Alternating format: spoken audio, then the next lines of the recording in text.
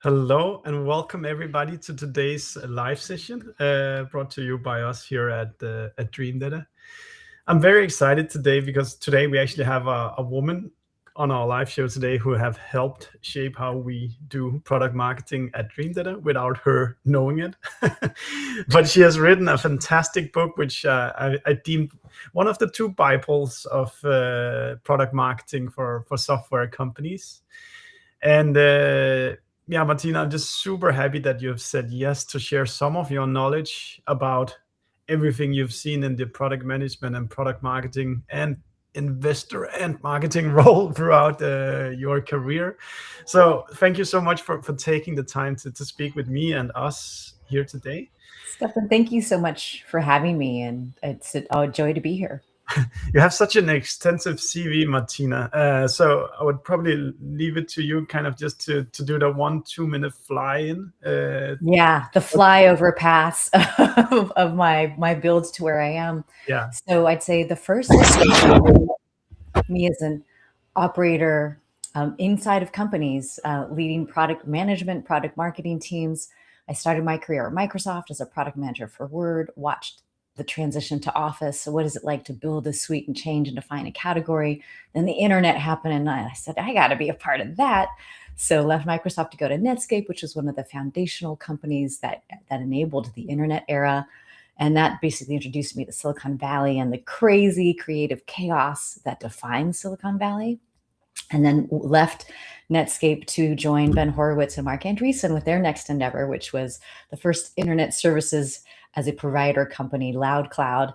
Went from zero to IPO in 2.5 years, and that was a crazy, crazy ride. And then took a decade really to focus on other things and teaching and consulting and being on advisory boards and building my teaching practice, which is where I worked with much more range of companies. And early stage companies that IPO'd, again, they're just really trying to understand how does product marketing show up in all these different scenarios, as well as product management, because really the edges and definitions of that change and vary by company. And then I've spent the last decade at Costanoa Ventures. We are an early stage investor in seed and Series A, and we invest in really heavy B2B brainiac categories like data and AI infrastructure and cybersecurity and defense and fintech. And so it's been really interesting to work with founders at those earliest stages when product marketing is everything that is shaping and determining the success and whether or not people care about their product. So that's how I got here. And in there, I wrote a book. And I've also been teaching at UC Berkeley for 14 years. That's a fantastic career you've had so far, Martina. It's so impressive. Maybe just because you already mentioned it now, kind of how does what you would perceive to be product marketing look like back at Netscape when you kind of had to go on the market there compared to what it's like now. when So you consult them today? the biggest change from the start of my career to what it is now is you'd spend a ton of time polishing and honing every word and figuring everything out, because once you did it, you were stuck with it. It was on boxes, it was in paper, it was produced in books. And so it would have a shelf life of a year to 2 years, because that's what software cycles were. So you really spent a lot of time and energy getting it as close to right up front. And so it took a formula, because that's what made everyone feel safe making these multi-year bets, because you'd be stuck with whatever you chose for that long. And that's where we are not there at all anymore. And I think that's the delight and amazement and opportunity of what we have now, which is I can make it. I'm working with a company right this minute where we're like, we got to change how we show up in the world. And by the end of this week, we're going to have a new homepage, new messaging. It's going to flow through everything. That speed was not possible, nor was it encouraged back then. But now it's a market necessity, because markets at this moment are changing so quickly. And so that's the biggest change, is the speed and velocity at which product happens and markets are changing. Oh, that's so interesting to hear. Where I assume there was a lot of room for perfectionism back then, Yeah. where if every comma has to be exactly right. Yeah. can't help thinking about like if you go along the kind of marketing science, when you say like companies nowadays they change so fast, and I think there's like a concept of mental availability or whatever you like the marketing scientists would call it, where it's kind of you need to be consistent. You need to mention the same things over and over again because you can only occupy one or two in the Yes. brain. How does that? How does that jive with that? Yeah. So great question. Those two And are? to me, it's the evolution to the position in which you feel comfortable you can hold is much more dynamic. You do still have to hold onto a position for years for it to be recognized and understood by your customers and by the market. But the process of getting there can be very dynamic and messy. And I encourage that mess because you really can't discover and lean in like, oh, this is really where we're getting traction. We used to have to guess based on market research and all these other things. Now you plant it in reality, you get the market to react, you iterate until you find and discover, this is the position we can hold. This is the one that is winning in the market. And you look at all the signals. Is this working in sales? Is this working in our funnel? Is this working in our discoverability? Or this company that I mentioned to you, we're just looking at bounce rates. We're trying to get the foundational front door. Like, hey, instead of 6 out of 10 people exiting, let's at least get it to less than half so that more people stay than leave. And that's the kind of signal we're looking for before we hold the position at rest. And once you have that, then you do want to hold. But it's hard. I think it's much harder to find that position than it used to be because there's so much competition. It's so interesting whether what I think like as a founder you only get to do a couple, or you don't get to see as many positioning moves inside your company as you have seen as an investor. Yeah. And I think it's very hard when you're in it to see, okay, or I think the nuances are not super clear always that, okay, we changed position here and it was a good decision, or it's hard sometimes to validate whatever you Yeah. say. And I'll say something that you're bringing up that's important is you where you are as a startup versus if you're a mature company is really different. Mature companies reposition and hold because they have market mass. They're known as an entity, but you have to earn your way into that position where you can do that. And it's that process of earning that market awareness that takes a while. and there are different moments where you might have certain audiences that are more important than others. So most of the time, your customer might be your important audience. But let's say you're going through a fundraising cycle. You and I were talking about this before we started about the grand AI washing. But an investor is going to look at that website and say, okay, are they part of the current AI native era? If I glance at them, do they look interesting enough to be worth my time? Because that's all I want to be investing in right now.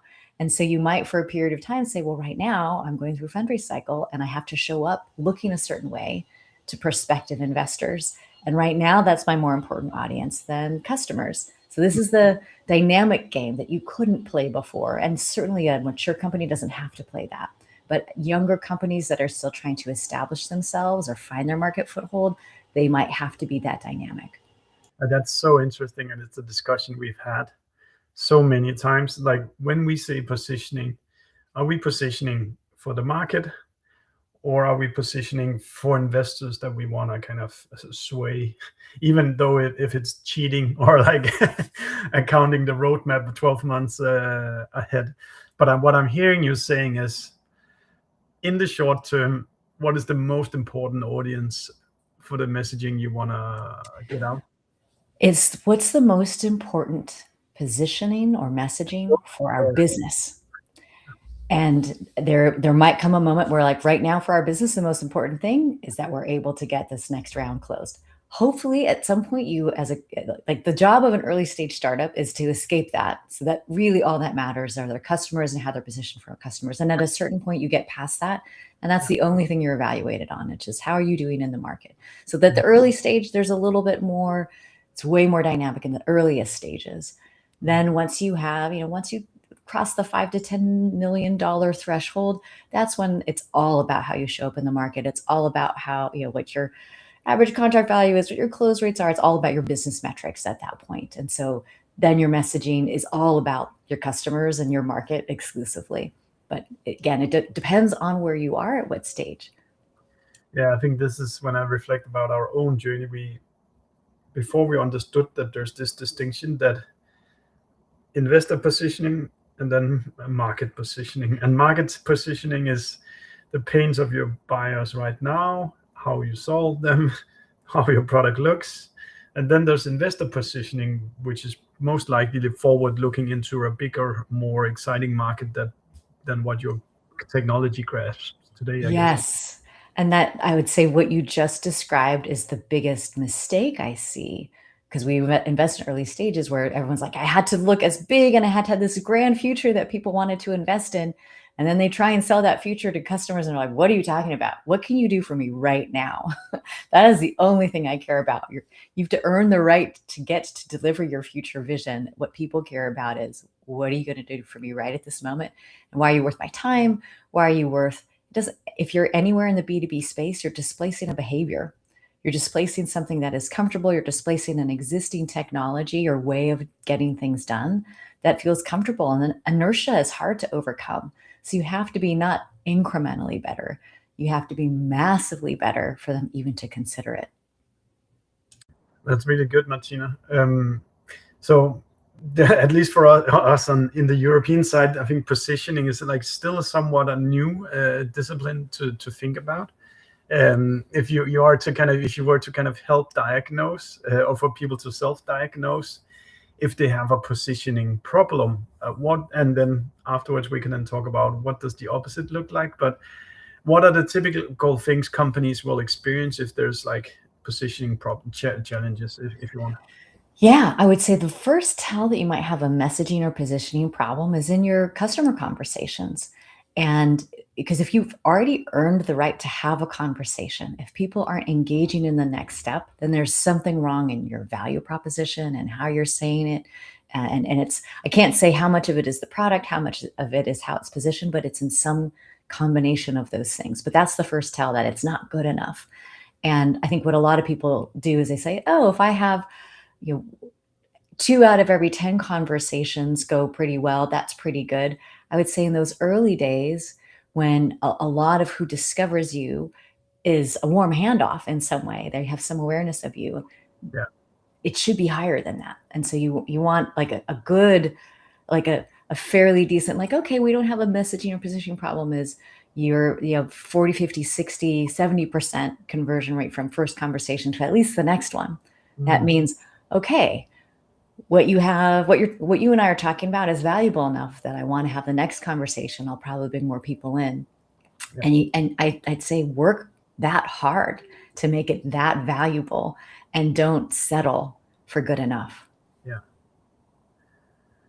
Cool. And then if you think back about some of the examples where you've seen like positioning really hit, what are the light bulbs that go on for companies at those moments?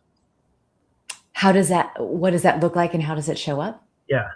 Yeah. Well, I'd say like that's to me, that then is the biggest tell, which is when they're engaging in conversation. Well, certainly at a basic level, you can look at your website and say like, well, what are my exit rates? What's my time on site? How are they engaging? Because that gives you just at a foundational level who's coming and have we positioned ourselves well enough that they care enough to stay.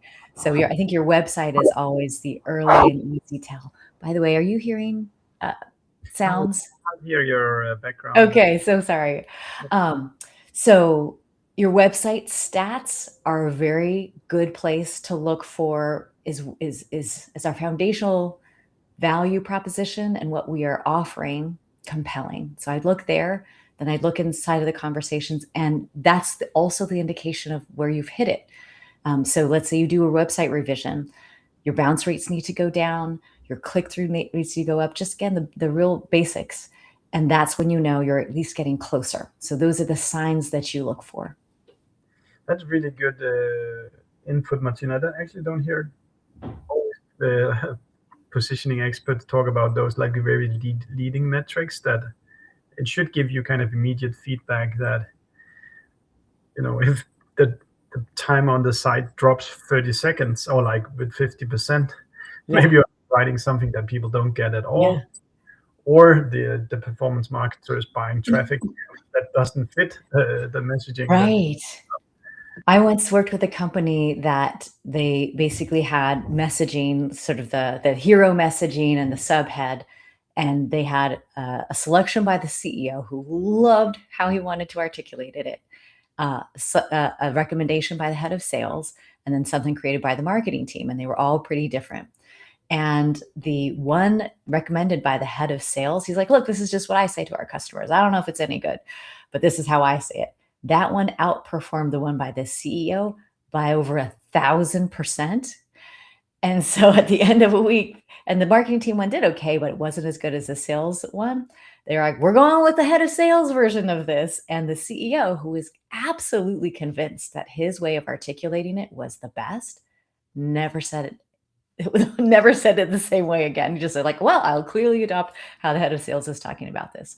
But I think part of what happens is when we are inside our companies, we can fall in love with the way that we like to talk about it. Yeah. And it's not necessarily the way the world either sees us or can comprehend what we mean. There's this real big gap that we often don't realize needs to be closed. And often someone in sales, because they have to engage with a person in a live conversation, they get that human feedback loop.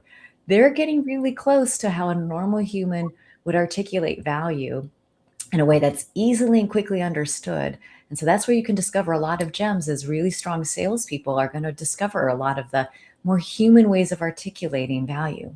Yeah, that's such a great point. I think sometimes we've realized that we've developed some kind of term that in the office everybody gets what is it that we're talking about when we mention this, or this feature will hold all these things for us.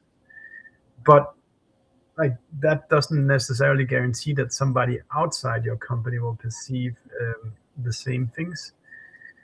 What is kind of the, so obviously there's the like listening to the sales calls or talking with the sales team. Are there any other kinds of like tests or research that we from like a product marketing perspective can do to validate that we're on the right path? Yeah. Well, that is my single favorite way to discover the landscape of things that I want to test, is listening to calls. And what's, again, a great thing about now is you used to have to ride along with salespeople to do all this stuff. And now it's like, I can just listen to 25 calls, or I can pass the call. And here's the key. If you summarize through AI, it summarizes the trends, and it doesn't give you this hyper specific language. It doesn't identify interesting pauses or posturing or a moment of wonder.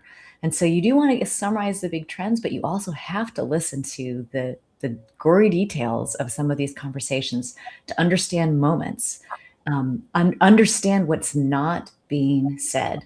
This is the kind of smiling or yeah, or you observe a pattern. So this one company where I basically did that, I was listening to gong calls, and I realized, like, if all I was listening for was the problems they were articulating and how the salespeople were responding, there certain trends would have come up, and the messaging all was within that. But it occurred to me as I was listening to the pattern that the very first thing they wanted to talk about was how they were doing things today, and they wanted to feel understood. Not in the like, hey, let me challenge your sales mode, keep asking questions. It was acknowledge that you understand my world. And so the first thing we did in the revised version of the messaging was we had this moment where we took a breath and said, we understand this is the stuff that you're dealing with. So it didn't come across as we're coming in cold, we're coming in hot with this really amazing stuff that we know solves all these problems that you have. It's acknowledging, we know, we see these problems and we acknowledge that it comes from customers. It's not like academically, here are problems that the industry is facing. We've spoken to 100 of our customers, and these are the problems that they have told us they are still finding challenging. And so we worked to solve these problems. That engages an audience in a very different mindset. And I would not have discovered that had I not listened to those calls versus just summarizing what are the problems that they're experiencing, if that makes sense. So anyway, I think that's an enormously powerful tool. And then also on the net positive for AI, I actually put things through audience tests. I'll have it proxy the audience. I'll feed it the personas and say this through the persona of Stefan. Read what do you take away from this messaging? Would it be compelling enough for you to tell a colleague? How would you evaluate this? And it just kind of has to pass the basic AI sniff test.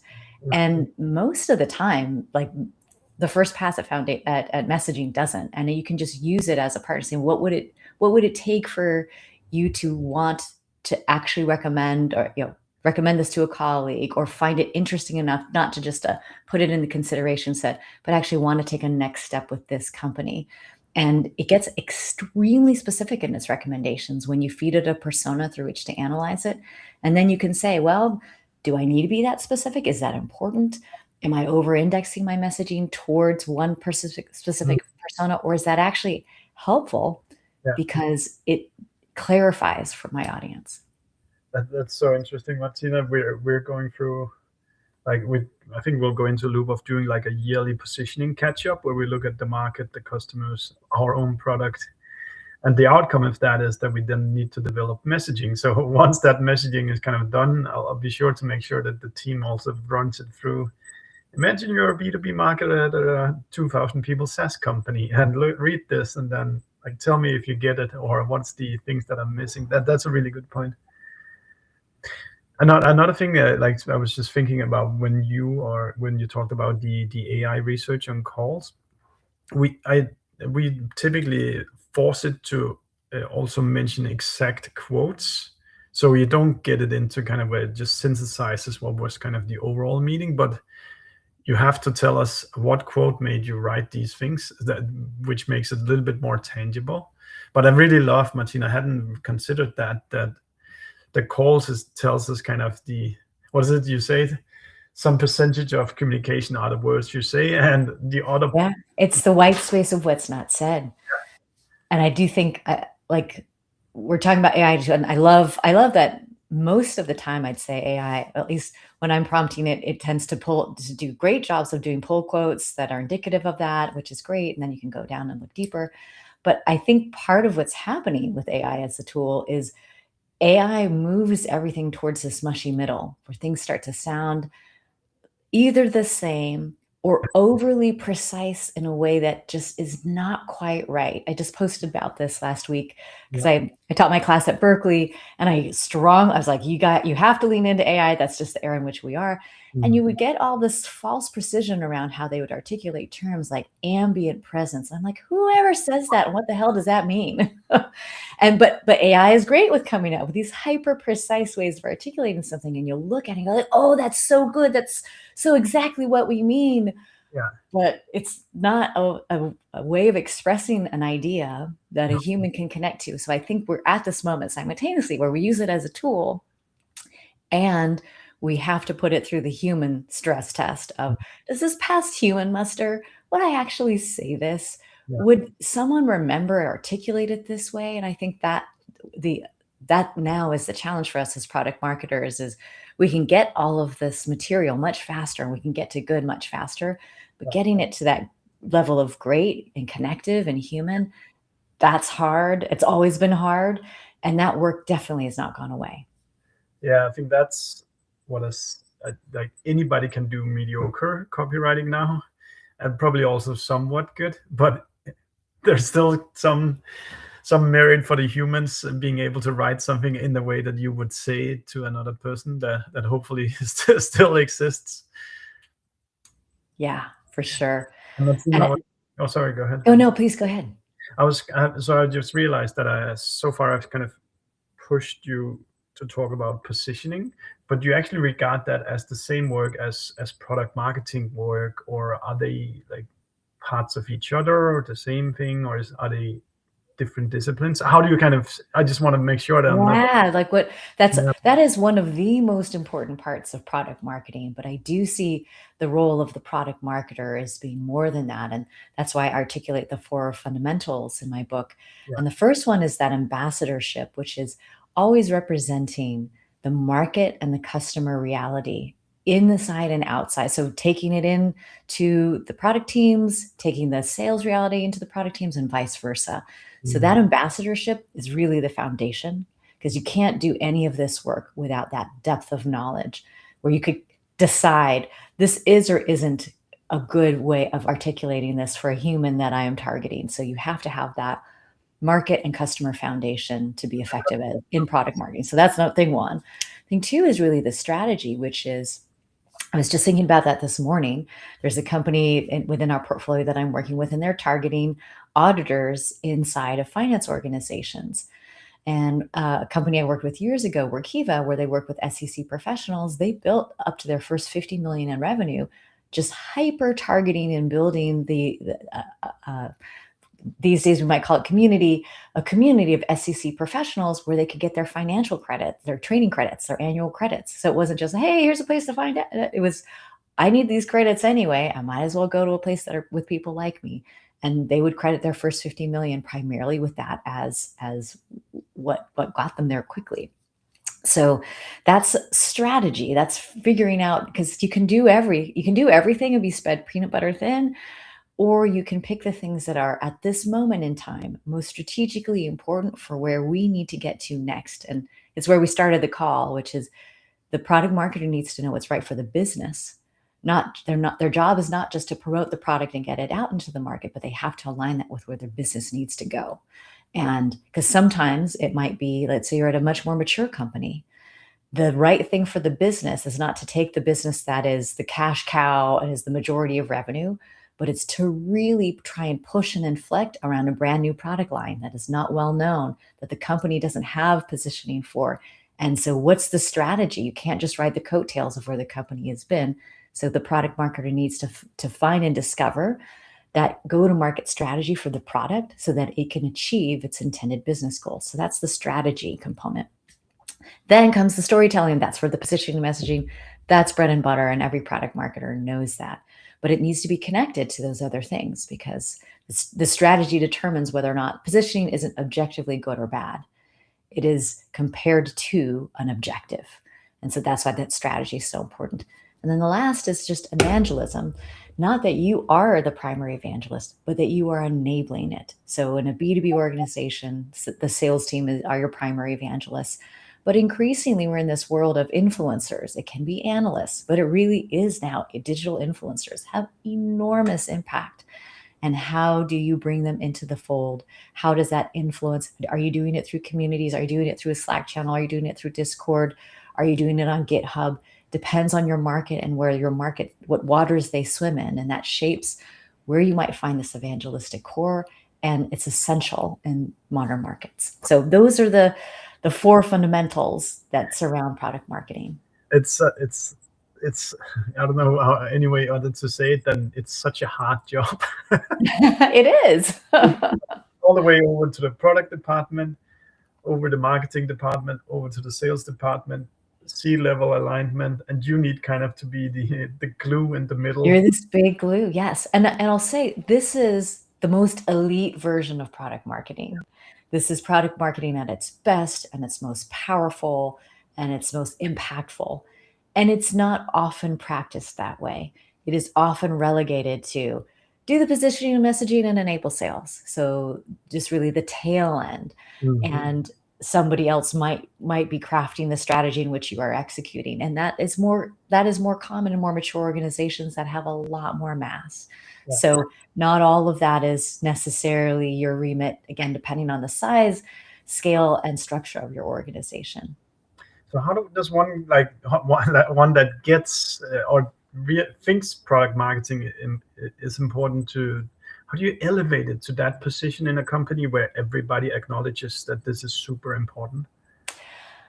I don't think there's a way to force this other than to do it. Like, you can't say product marketing should be important, therefore we should be doing all of these things. Yeah. The job simply must be done, and then it is made visible why product marketing is important if it's done in all of these ways. If you are showing up to product stand-ups or whatever the product planning meetings, and you're representing the market and sales reality as product teams make their decisions, it 100% influences how they make a decision. Yeah. Oh, well, we have 5 things that we could have done, or 25 things these days with the way people can code. There are 25 things that were equally possible this week. Let's do the one that's going to have market impact, because why not? Yeah. You helped them make a decision that was market forward instead of what was achievable inside of product. So that's the show up with that. And then they don't want to make decisions without you. Go like, well, why wouldn't we do things that have market impact? So show up, and that's what creates that. On the strategy front, if you articulate up front, here's why we are doing this, here's when we're doing it and why we're doing it, and then you can correlate a result with we had this intention, and then here's what resulted from that. Or it might be a launch event, or you attended an event, or you did something that was strategically important to achieve a particular goal.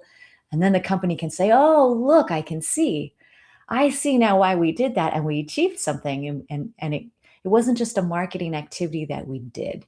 It achieved something specific that's advancing our goals. That's exciting. And then people are like, let's do more of that.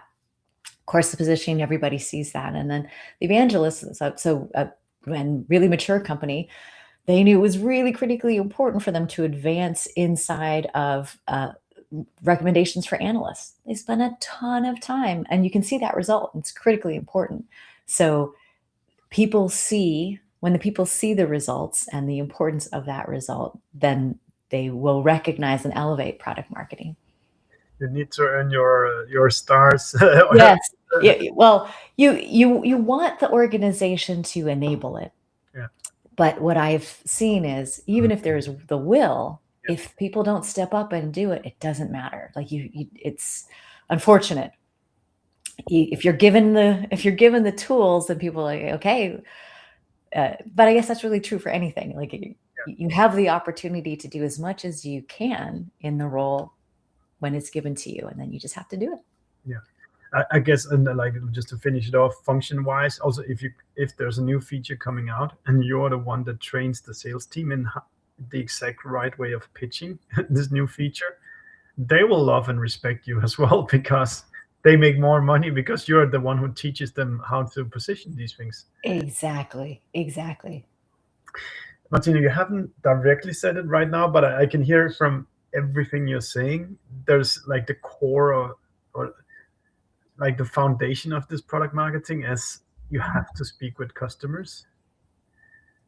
It seems like it kind of feeds all your other work, that you have like a constant influx of meetings with customers. But yeah, how do you think about this term, like customer like when you say the market, do you mean, is it like vendor research, or is it the speaking exactly with the customers? And I assume speaking with customers is probably very high up on that list. I mean, speaking with customers or understanding customers' reality is thing one by a long shot, by the most extreme. And I would say even more so now in the current world than like when I started my career. Because way back when software cycles used to be slower, you could get third-party influence to create disproportional market results. And in the current environment where it's easy to sub out vendors, there are so many different choices, and a new competitor can spring up tomorrow that's doing almost exactly the same thing in a more technology advanced way. And people are like, oh, that's the bright new shiny object. It's you do have to be laser focused on the value you're providing customers, and that it is just superior. And you have an opinionated point of view about why. I think that's another part of the challenge of this moment that's very squarely in product marketing. You'll have a problem. There isn't only one way to solve it. There are probably 2, 3, 4 different ways of solving that problem, and they're all legitimate. None of them are totally wrong. Someone's just going to make a decision on a point of view that they believe more. I believe this is the better way for our organization to solve this problem, and here's why. And influencing a market, and this is why you have to understand customer mindset. That's why it's number one. Is I can't just blast out, this is the superior way. I have to put it in a context that is meaningful for a customer to say, yeah, I can see why this would be better for me. That's how everybody's oriented. And so that's why we have to have the customer lens first and foremost. That's so great, Martina. How would you kind of stack the, let's call them then research methodologies? You could send a survey and ask what's on top of your mind, just one to many kind of style. You could have like 30 minutes online. Should you fly to them? Should you use some kind of third-party vendor survey, customer serving service, or like what? Like if you had to kind of like go into the specific activities you do to achieve this superior customer knowledge, what are the kind of the first ones on your list? Well, I would say the intersection of accessibility and achievability is listening to sales calls, because that's the reality that your market is facing and someone that's already leaned in. So that I'd say is number one. But number two is really, I'd say anywhere you can experience the customer in their reality in some version of their on-site. So it might be if you're in the B2B marketing, it's like, well, what's a conference that everybody's going to where you can talk to a lot of people, hear what the buzz is, go in and hear what questions are being asked, see what people seem to be interested in. What are the sessions that are full? What are the sessions that aren't? And then just ask questions. So what are you guys using? What are the tools that you are finding interesting? Going to meetups and or communities where those types of conversations are happening, wherever they are. I think that I'd say is number two, just because you get density and concentration in a short amount of time. And I'd say the gold standard, but what takes much more effort to achieve, is if you're actually able to observe customers on site in their world, watching how they work. And this is a little bit more in the intersection of both product and product management and product marketing. But if you watch and observe someone in using your tool in the context of your day, you realize, oh man, it's like they might go here twice a week, or they're in it every day, but then look at all the other stuff that they spend the majority of their time. How do we make sure that the time they do spend in our product feels like it's giving them the most value, or that they want to turn to our product? The marketer's job is to make sure that I'm thinking I should go there. The product team's job is to make sure once they're there that they stay or that they use it. So those would be my top three. Really nice, Martina. So you're talking about this like hyper competitive markets nowadays, somewhat driven by AI and technology costs going down. I was just thinking, kind of, what's your thinking in general around competition, and how much should product marketers be studying the competition, or like you can't be truly leading if you're following others? And how do we deal with this hyper competition today? And like, what's the attention we need to pay to our direct competitors? So there's your direct competition, and then there's your indirect competition, which is the attention competition in overlapping or adjacent spaces that where a lot more oxygen might be sucked up than your direct competitor category competition. So I would say the competitive environment is critically important. It's massively going to impact you at the sales level, because someone's going to ask ChatGPT or Gemini saying like, I'm looking at Datafold, and who else should I be looking at, or how do they compare and contrast? And that's sort of upfront. And then they're like, okay, well, then let me reach out to these 2 or 3 others. I want to compare and contrast them. It's become so easy to do the top line comparison that you do have to pay attention. You have to pay attention to how you're being positioned by the things that are summarizing you. And then make sure that, like, because it's going to have an opinion. If you're this, then this one's the better one. And if you're that, then this is the better one. And if you're that, then this is the better one. So you want your opinionated version of the world to be accurately represented in how you show up. So the competition matters a lot, because the world is this, it's now much easier, it's now easier than it ever was to compare and contrast. So we have to pay attention to how we're being compared and what we're being compared to. That's very interesting. And I think you see many of these surveys that are saying kind of more and more of the conversation or the sales journey moves, or the AE conversations move very later and later and later into the funnel, Yeah. where it's about kind of opinions are almost done and dusted by the time that they book a demo. Yeah. Yeah. And what does that mean for us in as product marketers or B2B marketers, that people do their own research nowadays, or like they only come to vendors at the very last minute because behavior is elsewhere? Yeah. Well, this is we started the conversation talking about website. Well, your website winds up being a really critically important your website, and then all the other assets that you have control over that are influencing how you're showing up. I'll just say this is your digital front door has to be really strong. That was always the case, but it's now just as important, and other things are now more important. So we know Reddit and G2 and YouTube all influence this very much, because it can consume qualitative content and not just kind of the words on the page. But we also want to understand that we live in this comparative world. And so when people say, oh, have things in fact like things, that's how someone's thinking about it. Does it do this? Does it do that? How's it compared to this? How's it compared to that? And rather than having them have to surmise this, make it easy and very consumable for people and machines. Yeah, so, and like if you used to have a very big BDR department calling out a cold, maybe you need to put those resources into, like, SEO work or AEO work, call it Yeah. nowadays, to make sure you actually show up in the conversations once the kind of opinions about the market is created.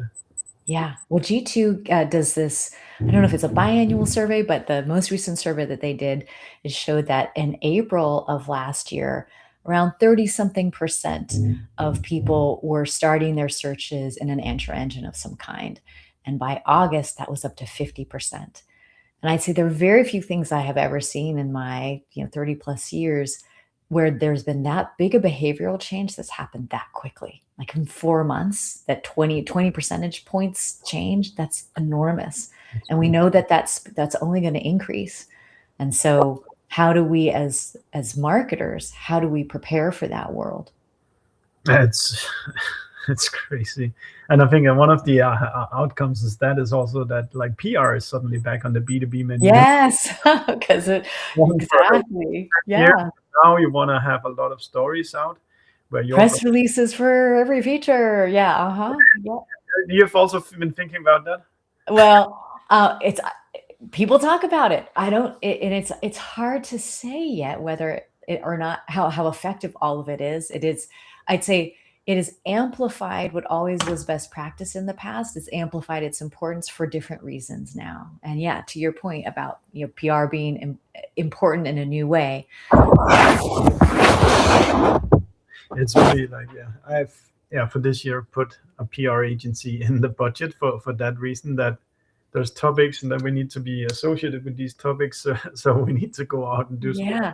And this is the influencer, the evangelist part, which is, are you showing up on the lists? And it's just the blocking and tackling that we have to make sure it's buttoned up. Martina, because you wrote this fantastic book, Loft, and you touched about those 4 pillars of product marketing, I just wanted to ask you, is there 1 or 2, 3 points from the book that like today's headline is that what great product marketing looks like in 26? Are there any kind of things in the book that deserves a call out that I haven't asked you about yet? Well, I'd say one of the questions that I get asked the most, you started to talk about, but we didn't dive into deeply, which is how do you organize and structure product marketing for success? And this is one where I'd say there isn't a formulaic approach. One thing that you and I were talking about was how Europe is really in a different state because there aren't as many people who have done product marketing. So you're typically pulling talent from other arenas, from sales, from marketing, from product, and who's the right person to put in that role and how do we make them successful? And I would say, if I had to pick from one of those archetypes, right now, it's the more curious person who is totally willing to just jump in and use the tools. It's less the experience that they bring and more the mindset that they bring. And this has been a shift. I would say, in the last couple of years, because their tool set is now such that anyone that has the will and the curiosity can be successful with it much more quickly. And it's just, are they willing to lean in and learn and just dive right in? And then to make them successful at the sort of executive level, you have to have the remit for what you're expecting of the role be clear. So if it's a fairly new organization and it's small, like there are only 3 people and the rest of your organization's 150 people, it's going to be really hard for them to stick out as a function. But if they are a function attached to a particular product or product launch or new initiative where their effort is much more visible, that's a much stronger start for product marketing, or a much stronger way to make their impact visible. Then everyone says, oh, wow, look what happened to that new thing that we did. And it was so much stronger than when we just did launches in a traditional way. So let's do more of that. And that's how you build out the power of the organization. Now, of course, if you're a much more established company that has many more product marketers, this is a very, very different world. And I won't dive into that unless you think it. I can, but it's very, very different when you're in a mature organization and you have many other political and organizational dynamics that you have to take into account. Yeah. Actually, while you were talking about right now, I was thinking about, how do you think about like ramp time for product marketers that start at a new company? Because you really need to become the that person that knows the most about your customers, but also knows like top tier about your product, and you also know the life of the sales teams. So what's a fair ramp time if you start as a product marketer in a company? And Well, I think a fair ramp time for anyone is like 90 days. That's kind of like, yeah, that's the entree. Like humans are still humans, and that's what we give them as grace. That being said, with AI as tools, the amount of learning that you can do on the product and market front with just a little bit of time is unbelievable.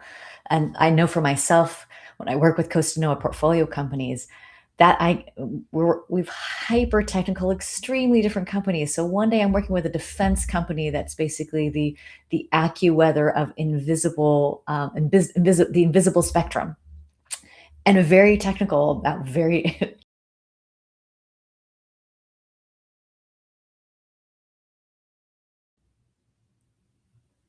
sorry, can you hear me? I can't hear you. you're back, Martina. Sorry. Okay. All right. I'm back. So, and then the next day I'm working with a cybersecurity company, and I have to have enough knowledge about both to be helpful. Yeah. And the only way that I can get myself up to speed to have, thoughtful comments is I have to ingest all of that product knowledge through LLMs. And that's what I do. I basically have like ingest like 60 pages of documentation. Explain this to me. How about this? And all the questions that I normally would have to do with humans and do the product, I can proxy a lot of that hyper technical stuff with product material and documentation. And so being able to understand more of the technical and product specifics, I think now you can get up to speed much more quickly than you ever could. That's very interesting, Martina. Maybe you can just reveal some of kind of your favorite product marketing tool stack for people to go check out themselves afterwards. I mean, my favorite product marketing tool stack is, model of choice, but I use Claude. And I use Claude projects, and I will, for any company that I'm doing product marketing work with, I basically, set up the foundation. Like what are the principles that I want it to apply, the persona, the products that I basically want it to apply to. And then I just use it as a thought partner for a lot of the work that I do. Any of the work that I do, I use it as a thought partner. And I'd say that to me is the foundation for any product marketer. And then beyond that, this is not an AI tool stack, but just being able to ingest and process customer calls. I think that's hyper valuable any way that you do that.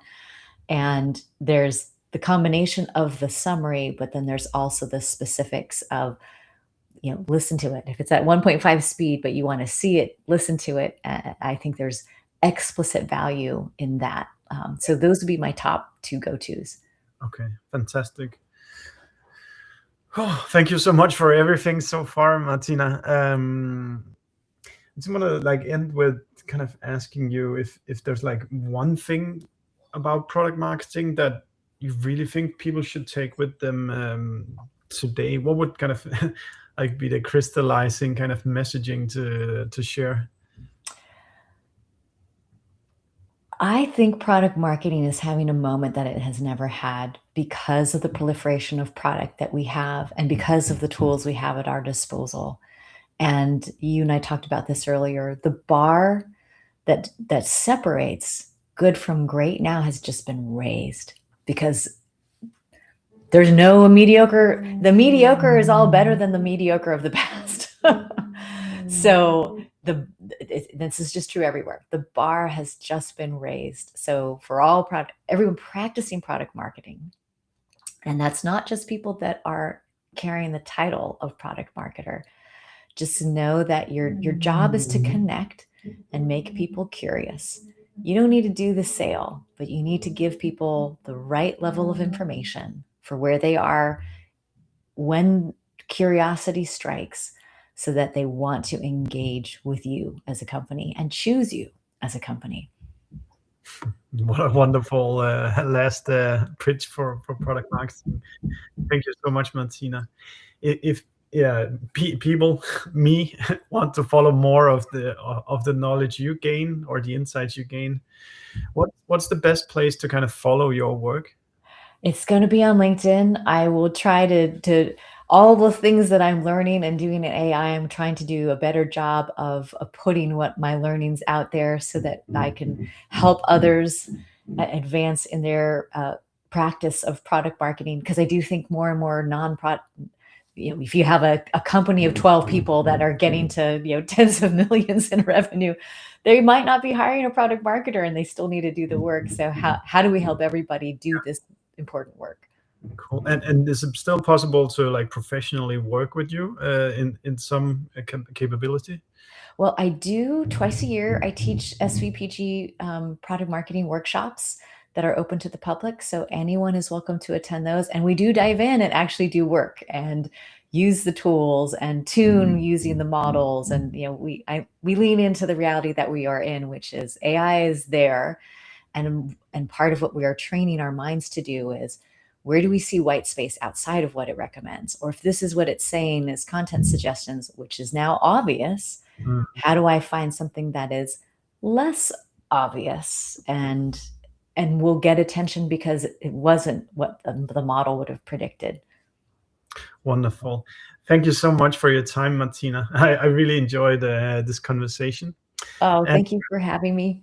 And for everyone who's been listening to us as well, thank you so much for spending the time with me. And Martina, I really appreciate you spending this time. And that's my last wish. Then do subscribe to our podcast, Attributed, where you listen to podcasts, because then you'll get other great conversations, just like the one I just had here with Martina. Martina, thank you so much for your time, and have a great day. Thank you. Thank you so much.